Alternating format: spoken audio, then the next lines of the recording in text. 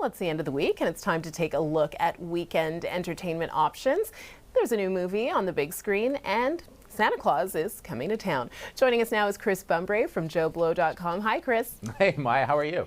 Very well, and very much looking forward to the weekend. I have to say it's been a long week. I'm sure probably a lot of people out there would agree. So, for fans of the movie Wicked, there is a sequel. It's called Wicked for Good. It's now playing in theaters. Let's take a quick look. As only you can. Does that do what I think it does? No. No way! I'm obsessulated.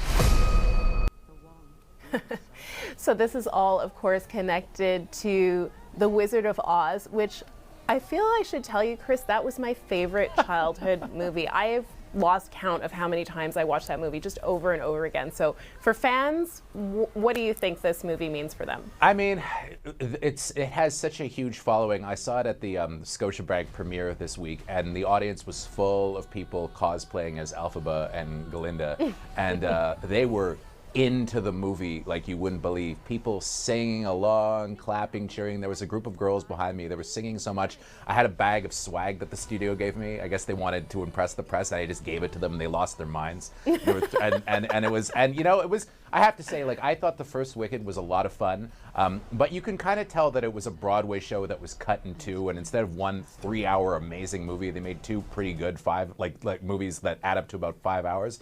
The problem is the last one, it ends on such a high. Cynthia Erivo singing Defying Gravity, which is a show-stopping number. Nothing in the sequel quite compares to that. That said, Cynthia Erivo is still, a once-in-a-lifetime kind of singer, and I thought that Ariana Grande was great too. So I was more or less entertained by it, but the audience that I saw it with, they were on their feet, clapping, cheering, crying. Wow. So it's going to make a lot of money, and it's a good thing because Hollywood certainly needs it at the moment. And hey, it makes people happy.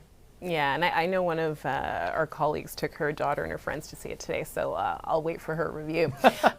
Okay, so I mean, it's hard to believe it's that time of year already, but Christmas is coming, and there's a Christmas market at Place des Festivals. There is, yes. There's at the Quartier des Spectacles. It is open from now until January 4th. More than 60 local artisans are going to be there selling their stuff.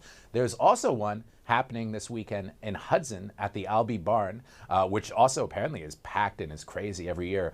And if, I know he's got another event in town later on Saturday, but apparently he's going to be making, Santa Claus himself is going to be making an appearance at the Hudson place. Yes, so he'll be there at some point. But, the thing is, with all this talk of tariffs and, bill shock in grocery stores, I think now, this year more than any, is really a year to get out and to support local artists, artisans, and local craftsmen and manufacturers. So if you're looking to buy a lot of stuff for the holidays, gifts, and wine, of course, which I certainly like around the holidays, and other things, and food and what have you, the Christmas markets are a great place to do it because it's all local stuff, and they can really use your support.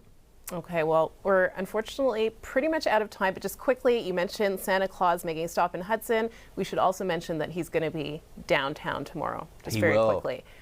The Santa Claus parade on René Lévesque. Yes, and it's tomorrow afternoon starting at 11. Santa's going to be there, so don't miss him. All right, 34 days until Christmas, folks. Thanks, Chris. We appreciate it. My pleasure, Maya. Thank you.